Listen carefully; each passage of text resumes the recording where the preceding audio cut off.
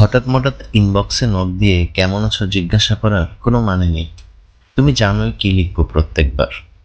কালে ভাদ্রে কোনোদিন একটু বাড়তি কিছু লিখলেও সেসব হয় অসুখের কথা, নয়তো ওষুধ নিয়মিত খাবার কথা। গত সেমিস্টারের রেজাল্ট কেমন বাজে হয়েছে এ পর্যন্তই। তুমি ভালো মতো জানো এসব আসল কথা না, এসব সান্ত্বনা। তোমার সান্ত্বনা পেতে ভাল লাগে, আমার ভাল লাগে না।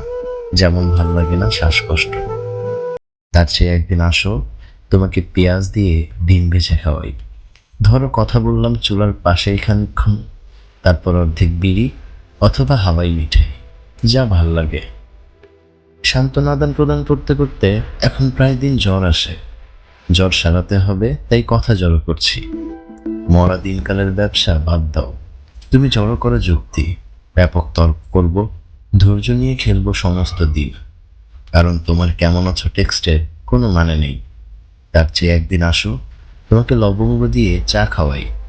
ধরো চোখাচোখি হলো ধোঁয়ার ফাঁকেই খানিকক্ষণ, তারপর অর্ধেক বিড়ি অথবা হাওয়াই মিঠাই, যা ভাল লাগে। তবু সান্ত্বনা ভাল লাগে না, ভাল লাগে না জ্বর, শ্বাসকষ্ট।